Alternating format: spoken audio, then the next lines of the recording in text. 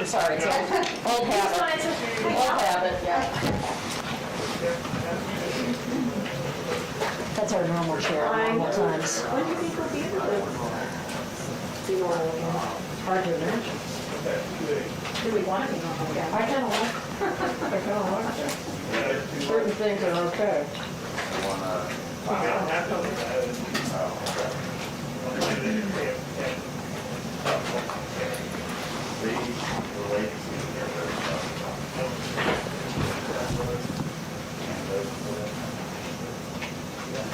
Hang on. Nobody's here. Yeah. Hi, everyone. Happy Friday. Hello. Okay.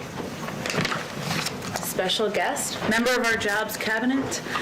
Today, I'm thrilled to have Secretary of Labor, Marty Walsh, with us. As you all know, Secretary Walsh was mayor of the city of Boston for the last 7 years. While mayor, he led the creation of close to 140,000 jobs, helped secure a statewide $15 an hour minimum wage, paid sick leave, and paid parental leave. He established universal, high-quality pre-kindergarten for all children and free community college for low-income students.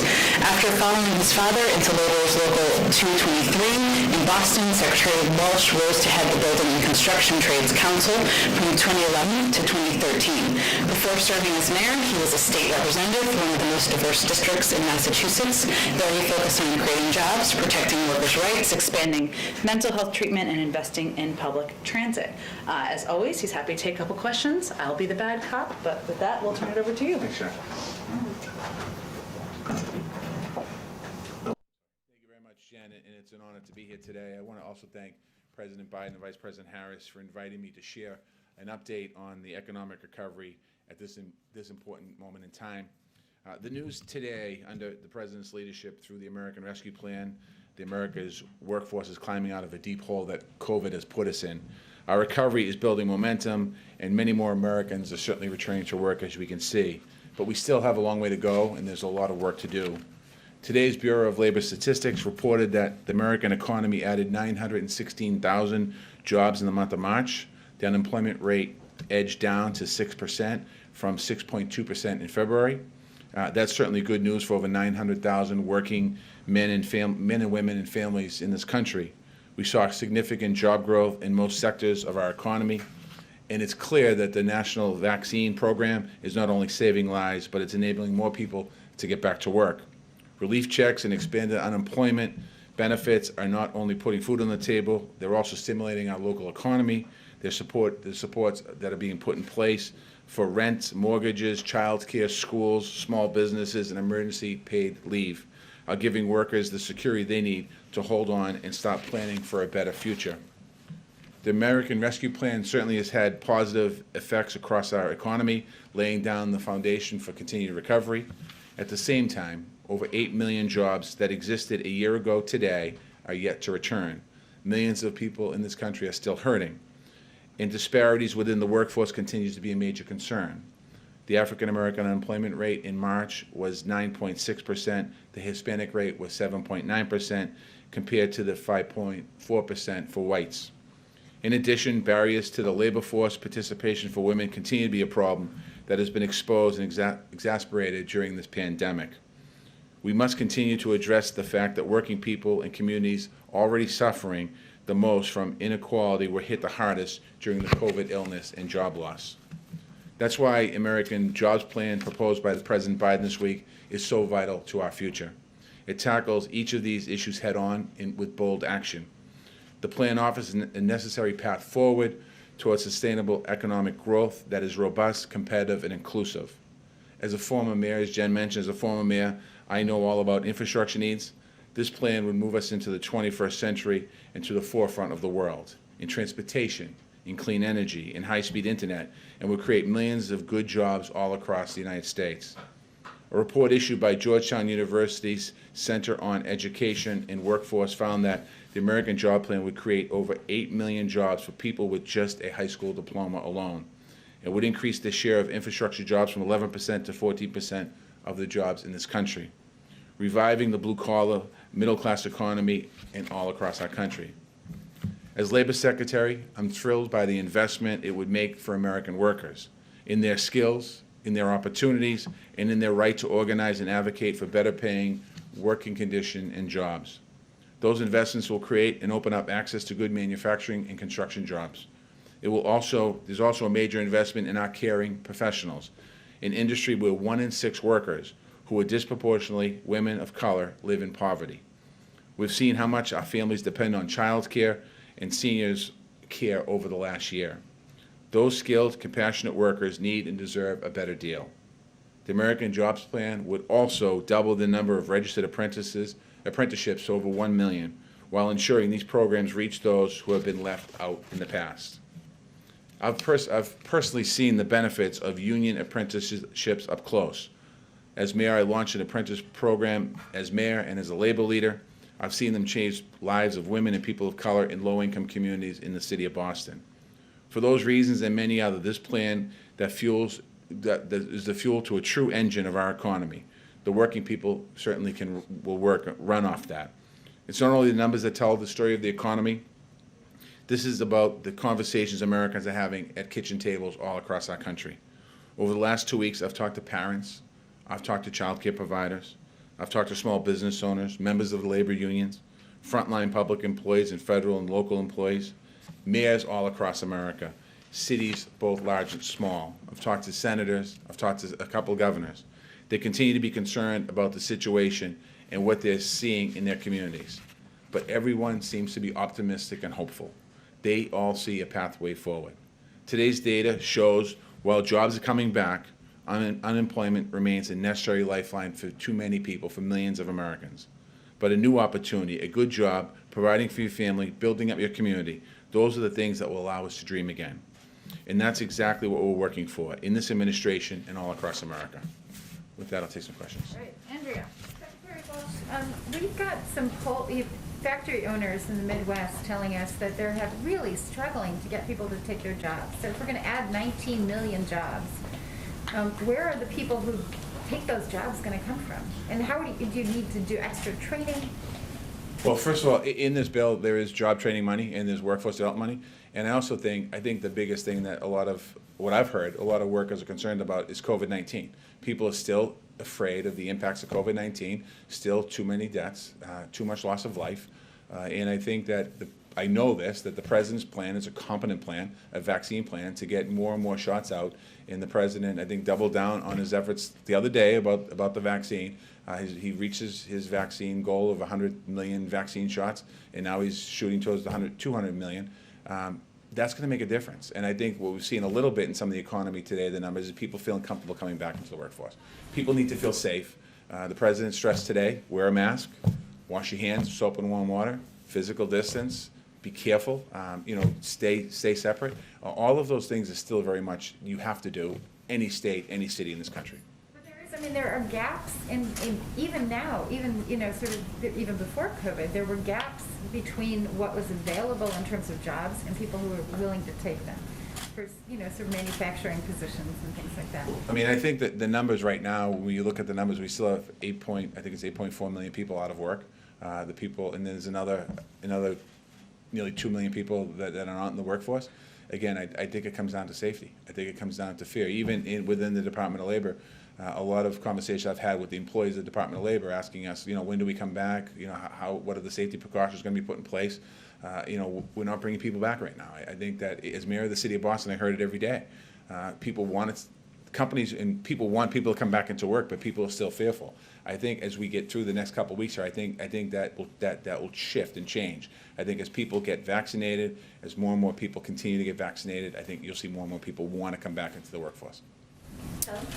What will the impact on these travel changes that are taking place? The CDC is saying those who are fully vaccinated can travel. Obviously, hospitality, travel, entertainment have been big sectors that have suffered a great deal. What do you see as the sort of comeback arc, time-wise, for those areas of the economy to have employment coming back? Again, that's a great question. I think that, again, it comes back to people feeling safe and comfortable. I don't mean to keep going back to being the mayor of Boston, but one of our major industries is tourism. We haven't held a convention at the convention center in Boston for over a year. My office overlooked Faneuil Hall. There'd be a day like today, there'd be thousands of people shopping at Faneuil Hall. If I were in my old office today looking out the window, I'd probably see half a dozen. Again, I think the more that we can get the vaccine out to people, the more we can get shots in people's arms, the more that we can control the virus and eliminate the virus. That is going to be key. I mean, I can't stress, and I know President Biden said it today, I can't stress the fact enough of wearing a mask. There are people that won't wear a mask. Well, wear a mask for the people around you, making sure that you're being safe and getting tested. All of those things are so important to moving us forward. The hospitality industry had a pretty good day today. When you look at the numbers show that. A lot of our restaurants are starting to reopen and open across the country, but they're not there yet. So we need to do everything we can within our power to combat this virus and beat this virus back if we truly want a full recovery. And it's great to see more and more people traveling, but there's many more people that just won't get on the plane right now. Even with the vaccine, they're worried. So we just have to continue to educate and continue to fight this virus back. Nancy? Thank you, Mr. Secretary. As you know, the $15 an hour minimum wage fell out of the COVID relief bill. Is it your expectation that that will be part of Phase 2 of the Infrastructure and Jobs Plan? Well, I think, the president's been very clear. He is very supportive, as I am, of raising the minimum wage. And I think that we will continue to work till we get a vehicle that we can have a debate and a vote on the minimum wage. I think that the minimum wage is really, when you look at the aspects of today's plan, one of the areas that we saw a lot of growth was in low-skilled, mostly a lot of high school dropouts that came into the workforce, low-waged earners. Minimum wage changes that dynamic. Those same workers coming back having a minimum wage raises their wages, which actually put more money back into the economy. So that's something that I know the president's focused on, I'm focused on as Secretary of Labor, and I know there's other members of the administration going to be focused on that as well. But you haven't decided whether that'll be part of Phase 2. This is a conversation I'll have to have with the president. And then on today's job numbers, one of the things we noticed was that the unemployment rate for Asian Americans went up almost a full percentage point, even though those numbers dropped for almost every other demographic group, or at least stayed the same. Do you know why that? No, that came up in the conversation in my briefing this morning, so they're still diving in to try and figure out what that's all about, so we'll get some information on you. We didn't have the information today. They're trying, because it seems a little, everyone brought that number kind of jumped out, everyone saying there's something not right here. Thank you. Jen? On the infrastructure plan, to what extent should union jobs be prioritized in that infrastructure plan? I think in a lot of ways, I mean, a lot of those jobs will be union jobs. I think that it's important, though, that to make sure that those jobs that are inside this bill, whether it's road and bridges, whether it's water upgrading, whether it's VA, all of those construction jobs, if you will, I think it's really important that there's good wages with those jobs. The president, and I believe in collective bargaining. The president believes in collective bargaining. So certainly support having higher wages there. Again, I mean, we'll have to see where this bill ends up and what's actually in the bill, but we believe in it in those areas. The building trades actually support this piece of this part of legislation because it's about infrastructure, it's about building roads and bridges and all the other things that are going to be here. So, I think it's important to have obviously make this part of the bill is certainly one of those that creates entry points into the middle class for people. And then on addressing income inequality, is the labor department going to do anything different as far as gauging numbers? Are you planning to change the way you count, change the data for people? So today was my first jobs day, and I had my first briefing at 8 o'clock this morning, and I had a quick briefing yesterday, but not about the numbers today. And one of the things that I did bring up in the conversation was about women who've been pushed out of the workforce. 2 million women have been pushed out of the workforce during COVID. So we talked about that. As mayor, dealing with inequality, women's inequality when it comes to getting paid what a man makes, and then looking what a white woman compared to a woman of color to a Latino. So I brought that up today. So what I want to do is do deeper dives with these stats because you can't fix a problem. Well, the stats are there, but you can't address a problem correctly if you don't have the stats. So I have a whole different group of people now, economists, that are going to help me with this, and I intend on using that to help close these gaps, and people of color as well. Close these gaps is important. And part of the American Jobs Plan, when we think about as it goes through its process through Congress, we think about what the numbers say and how do we create and draw up programs through workforce development, registered or union apprenticeships and other places. How can we make sure that those investments are targeted? So those are all things that we can collectively do. And also work with commerce, work with transportation, all of my colleagues, other secretaries, because this issue of inequality is not just a labor issue, it's all across the board. Darlene? Thank you. 916,000 jobs. Do you think that pace of hiring is sustainable? I hope so. I was asked a question like that earlier today. Again, there's too many variables with the virus to say that next month could be better. When we think about the summer, if you go back to a year ago, the virus was at its surging. And then the months of May, June, July, August, September, we started to get back. It started to look good, and people started to come back out and go to work. And then the holidays came, and we saw a spike after Thanksgiving. We saw another spike after Christmas. And I think that, the virus is unpredictable. That's why I think there's a couple different components here. The American Jobs Plan, pushing to get that passed is key. number one. Number two, making sure we continue to have, when the CDC's up here talking about wearing masks and the need to be careful, we have to pay attention to that. And then all of the other questions I've gotten today, whether it's women in the workforce or factory workers not wanting to come back, all of that's connected. So I just think we have to continue a plan, and I'm confident that when President Biden got sworn in, he came up with a COVID plan right off the bat. He had a direction where he wanted to go. He's been talking about the vaccinations, 100 days, 100 million, doubling that number up. So what he's laid out is working. Now we just need to continue to work with our partners in state and local governments. We need to work with our governors. We need to work with our mayors, our town managers, our city councilors, our town council. We have to continue to work collectively with all those groups. Last one. Thanks, I appreciate it. Mr. Secretary, the President just spoke about his concern for people that have been long-term unemployed, over 27, 30 weeks. We know that right now that's such a big proportion of people that are out of work. Is there anything you can do, any specific efforts underway to help people who are experiencing long-term unemployment? Yeah, I think the American Rescue Plan addresses some of that, and right now, again, this is my second week here. I've had some conversations with our workforce development folks to think about how can we make some targeted investments in some places. Some of those folks, for example, like you have restaurants around the country that people worked in them. They've gone out of business because of COVID, because they lost their business. Some of those folks might not want to go back into that industry. So how do we, and some of those folks are probably the people the President was talking about today, how do we find those folks, get them trained into other opportunities and other skills that they can take advantage of jobs that are here today?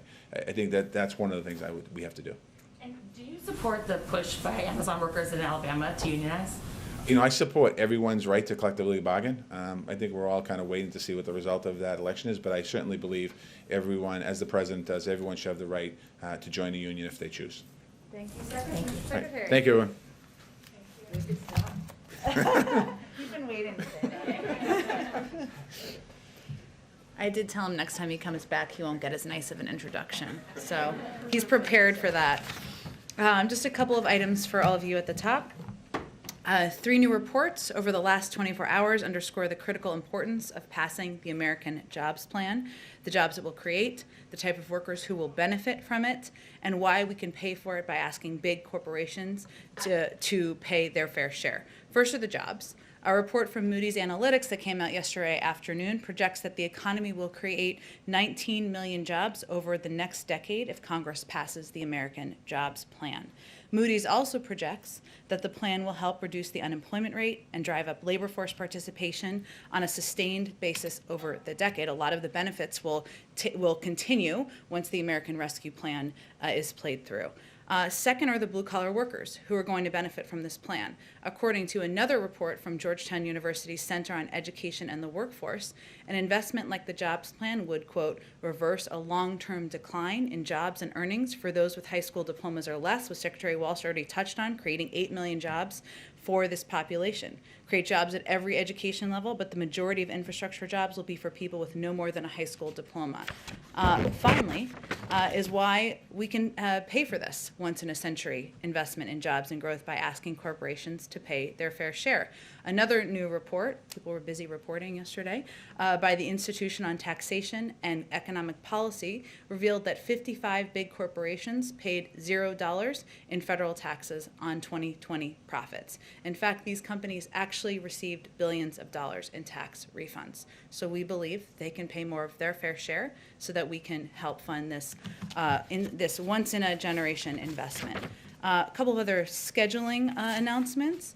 President Biden looks forward to welcoming Prime Minister Suga to the White House on the Japanese Prime Minister, in case you all were not following, to the White House on Friday, April 16th. This will be our first in-person visit from a foreign leader in the Biden-Harris administration, reflecting the importance we place on our bilateral relationship with Japan and our friendship and partnership with the Japanese people. We look forward to sharing more details, of course, in the days to come. Finally, on a week ahead, on Monday, the President, well, there will be no Easter egg roll next year. We'll do a big one, but he will deliver remarks on the tradition of Easter at the White House. On Tuesday, he will participate in an event on the state of vaccinations. And on Wednesday, the President will participate in an event on the historic investments in the American Jobs Plan. With that, Darlene. Thank you, Jen. I wanted to ask you, I have a COVID question. And just a little while ago, we heard the president appeal again to people to take the coronavirus seriously, saying that, too many people are acting as if this fight is over, and it's not. So I'm wondering, why does the president think, or you or the White House or the COVID team, why do you think this message isn't breaking through for some people? Why does he have to keep saying it again and again and again? Well, we have always anticipated that there would be ups and downs. And that's why the president, the vice president, and all of us have continued to reiterate that we are at war with the virus, that we need to be vigilant. And that's a message you've heard from him and members of our health team throughout the past several months, even when people were feeling more and more confident out in the American public. We don't view the observation of public health guidelines as a political step. We view it as a step that helps save lives. Some people view it otherwise. But what our focus is on ensuring that we are expediting getting vaccinations out to pharmacies, doubling the number of pharmacies that have them, more than doubling, expediting, increasing the amount of vaccines that are going out to states, which we saw a dramatic increase in that. And we're also working with local mayors, business owners, and at the individual level to continue to reiterate what has long been our consistent message. Is that message that it's too early to celebrate? I mean, how often or how much of that is part of the public education messaging? There are some PSAs that the administration is doing. How much of that message is part of that campaign? The big focus of the public campaign is we can do this, and that it's important to take the vaccine. And obviously partnering that public messaging with our efforts to expedite in getting more vaccines out, increasing the number of vaccination sites, the number of vaccinators. We're doing those in partnership, and also working and investing, I should say, a significant amount of our public education efforts in local partners, which we've seen to be the most effective effort. So that's one of the reasons why that is where the majority of our funding for that public campaign is going. And one other quick question regarding the call the president had today with the president of Ukraine. Yeah. Are you able to say if Donald Trump and the investigation that he sought into the Bidens from the Ukrainian government, did that come up at all during the conversation? I know we've put out a readout of the call. I'm not aware of that coming up on the call. Yeah, that was not in the readout. Okay, thank you. Sure, go ahead. So just to back up on Ukraine, are you concerned about Russian disinformation about the activities at the border? This has been a continuing theme, and then I have another one after that. You're absolutely, you are absolutely right, Andrea. It has been a continuing theme. We've seen this movie before, the disinformation campaign that Russia has implemented in the past as it relates to their aggressions at the border of Ukraine. So that is certainly something we are watching. We are concerned about, and we will continue to communicate from here, but also with our partners in Europe about. Okay, and then just on the sort of jobs and infrastructure package. Reuters polls sort of show wide support for the infrastructure package and even for corporate tax increases. But when Reuters asks Republicans, the support is very partisan. So and there's a sense that Republicans will not support anything that has basically a Democratic president's name on it. How do you change that dynamic? The president talked about it just before, and said he thinks that Republican voters will speak, but our polling shows that they're going to follow the leader. Well, I haven't looked at your particular polling, but consistently in polling, we've seen about 80% of the public believes we need to invest in our infrastructure across the country, and that is long outdated. And the president doesn't believe that's a political issue, whether it's roads, railways, bridges, access to broadband. Access to broadband is an issue that is certainly the case, a challenge, I should say, in inner cities and lower income communities, but is also an issue across rural America, many parts of the country that are redder in the political sense and have more predominantly Republican populations. I think what our focus is going to be on is continuing to communicate the different components of this package and how it's going to specifically help the American people.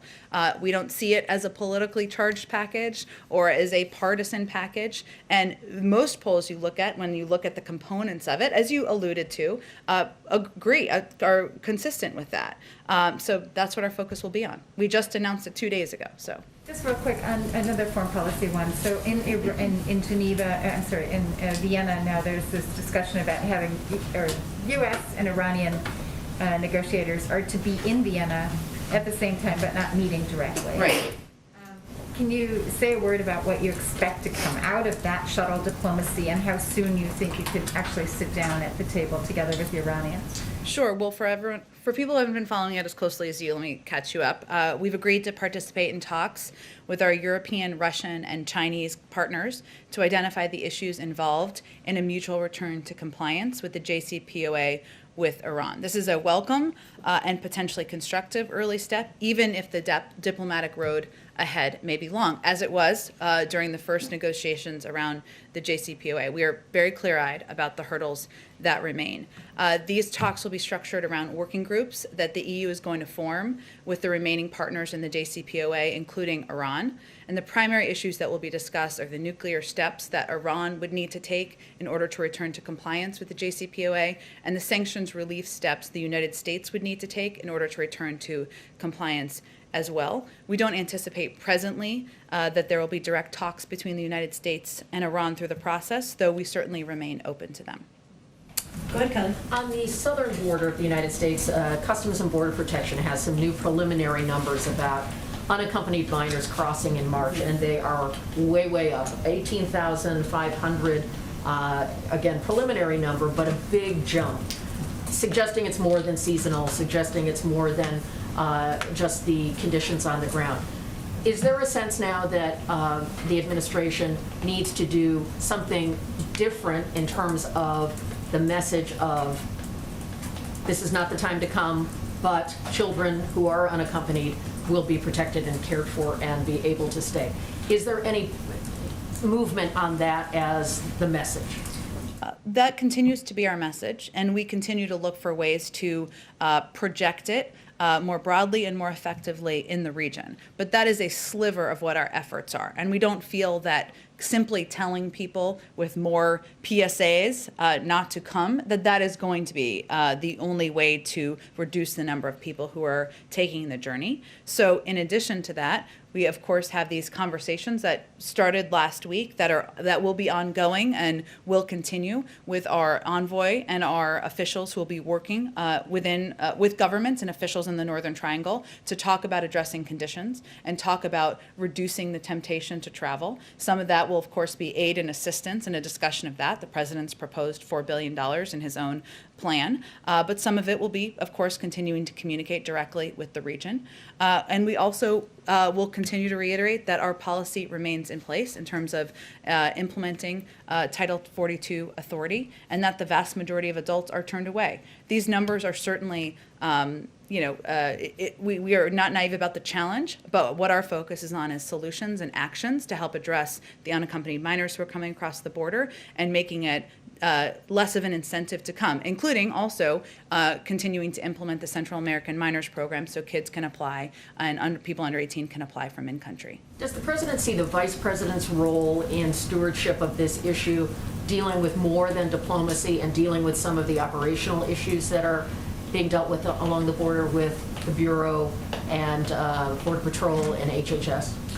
No, that's a role that, of course, the Department of Homeland Security is playing. Alan Mayorkas, the secretary, who has a great deal of experience dealing with challenges at the border and implementing it. Now we also have a Secretary of Health and Human Services who is in place, who can work in partnership, and they have oversight, as you know, over a number of the shelters, and that's a key part of the partnership.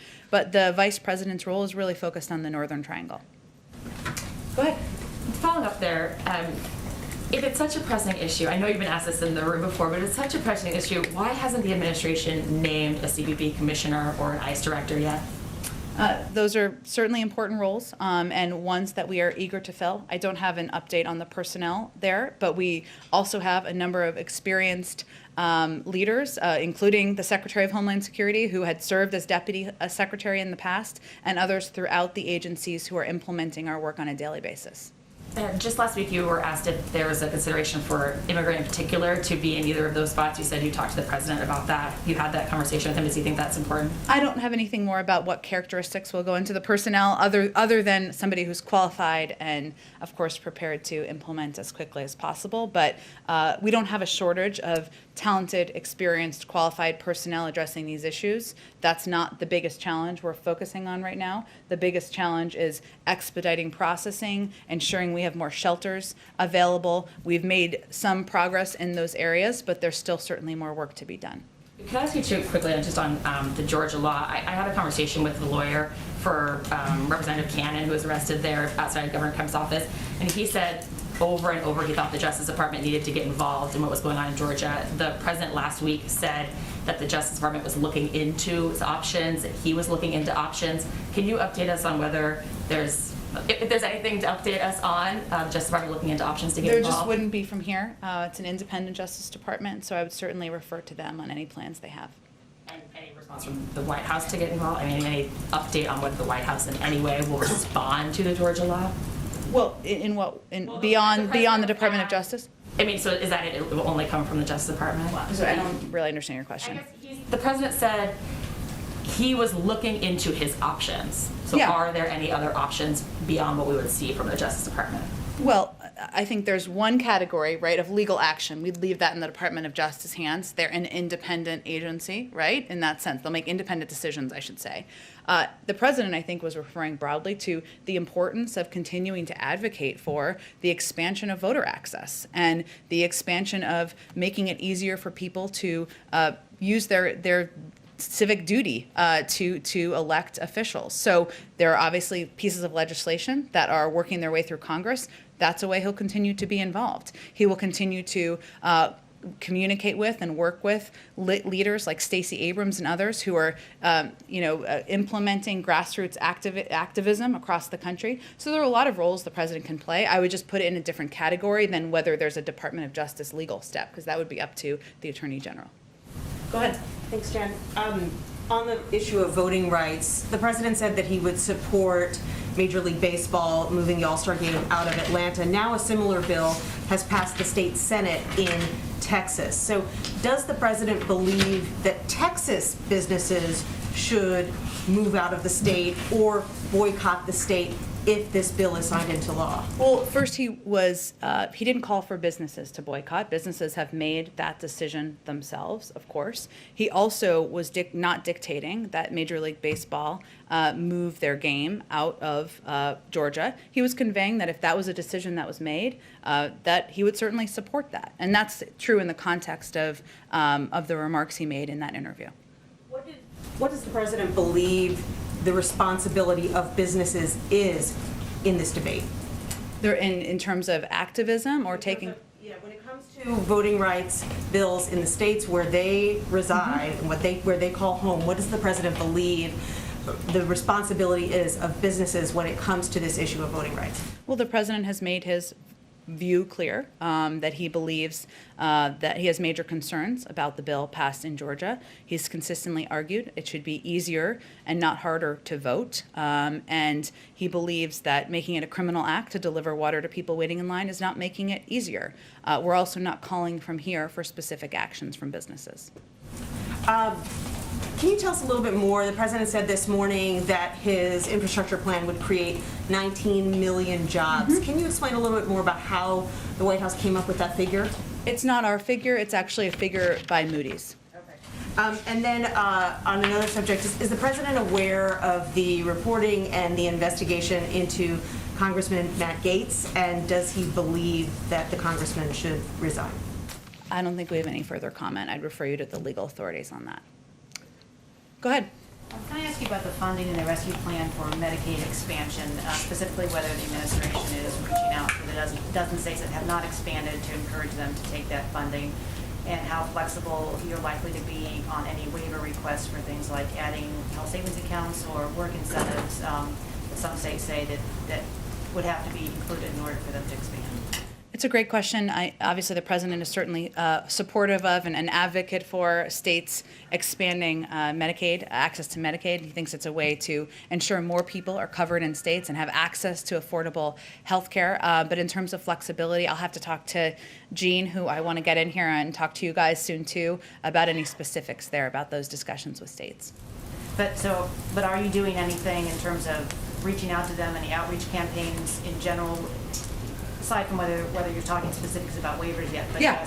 just doing anything, doing a lot of outreach on the other components of the ACA and the rescue plan in terms of educational campaigns? Is there anything going on specifically on the Medicaid expansion? We're in touch with leaders and governors about all components of the implementation, and that's something, and I just referenced Gene because he's overseeing that effort.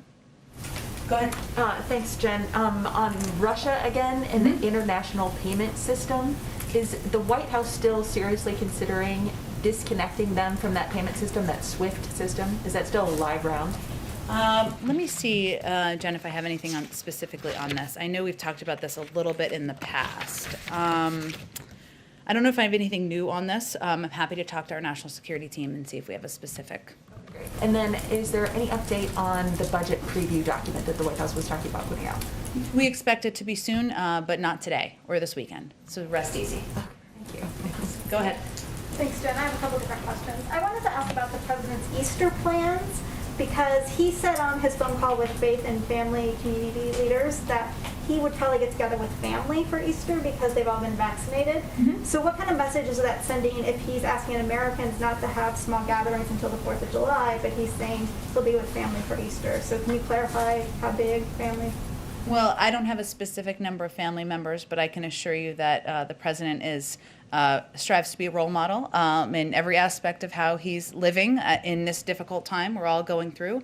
He obviously has a wife he's been married to for some time. He has a couple of grandkids who he sees when he goes to Delaware, but it's a limited group and certainly not the big Irish Biden clan that many of you have seen throughout the course of his time in public office. So his immediate family have been vaccinated. I don't have any more updates on his immediate family. Did you have another question? I did. I did want to ask about one question about Congressman Matt Gaetz. Is the White House concerned that since he sits on the Judiciary Committee, which oversees the Justice Department, which is investigating him, should he at least step down from that committee as that example?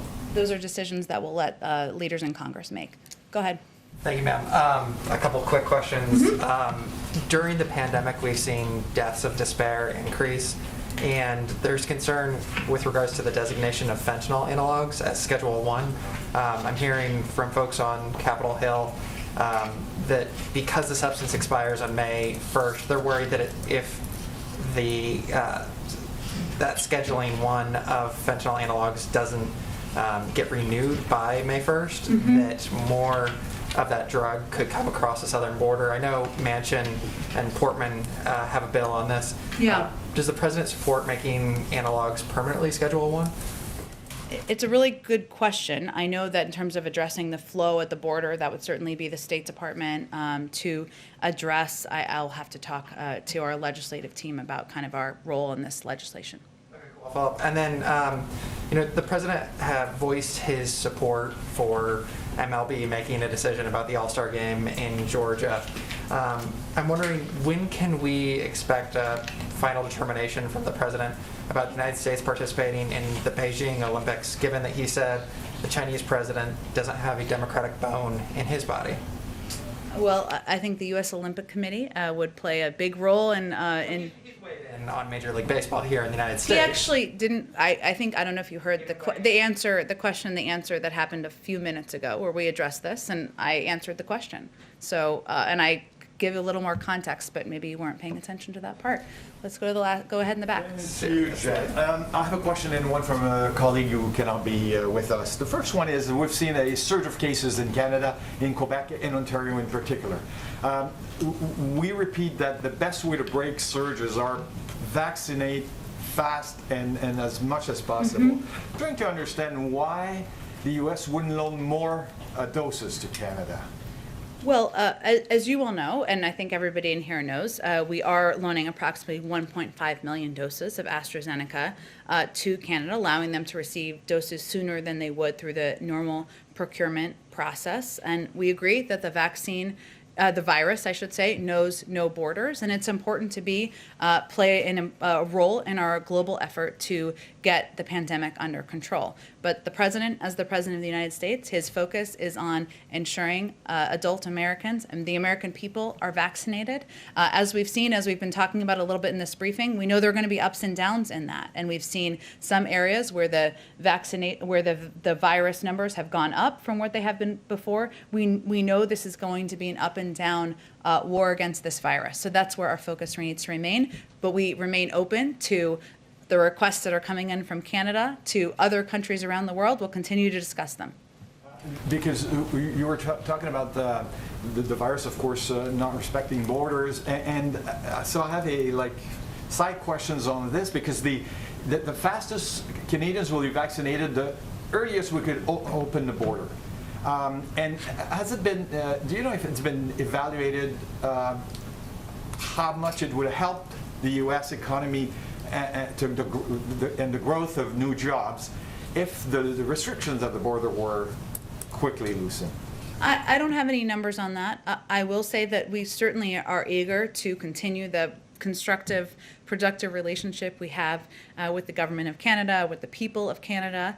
But our first priority right now is defeating the virus and ensuring the American people are vaccinated. My last question is from Lalitja, our colleague from the Press Trust of India. Can you tell more about the possibility, because India and South Africa have made a formal request of the WTO about lifting intellectual property protections for COVID vaccine and treatment.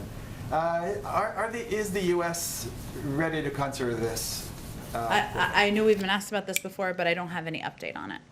Sure, go ahead. Just to follow up on the budget, is there a reason why it was delayed? We heard it was coming this week, so is there any reason why it was delayed? I expect it to be very soon, I don't have an exact day for you, but I expect it to be quite soon. I wouldn't read into it more than that. Okay, and then on the infrastructure package, we saw that the president during the campaign released a much larger package that would address climate change needs in a much bigger way than this package does. Should we expect the White House to release more proposals for spending in a way that would address climate change and infrastructure that's in line with what he proposed during the campaign? Well, first let me say that this package recognizes the profound urgency and existential threat of the climate crisis, and it recognizes the opportunity before us to rebuild our nation's infrastructure, power our nation with clean energy, and right the wrongs of past environmental justice. There is a significant amount in this package on climate green jobs. It will position the U.S. to meet President Biden's goals of creating a carbon-neutral power sector by 2035 and a clean energy economy by 2050. So it has a lot of good work in there by building modern, sustainable, and resilient infrastructure, ensuring clean, safe drinking water is a right and available to all communities, revolutionizing electric vehicle manufacturing, mobilizing the next generation of conservation and resilience workers. But climate and the crisis is a priority. It's one of the 4 crises the president has talked about being a priority for him as president. And certainly this is not the end of our work in addressing the climate crisis. So there could be a round 2, or perhaps in terms of addressing some of this with more spending? I expect we'll continue to work on solutions and options for addressing the climate crisis. But this package, that's been proposed, this $2 trillion package, is a climate bill in many ways, and there's a lot of work in there that is going to help revolutionize the clean energy jobs market. Go ahead in the back. Joan, you talked about the new CDC guidelines earlier for travel. Yeah. And if you're fully vaccinated, you don't need to have a COVID test if you're traveling abroad. How do you police that? How do we release it? Police that.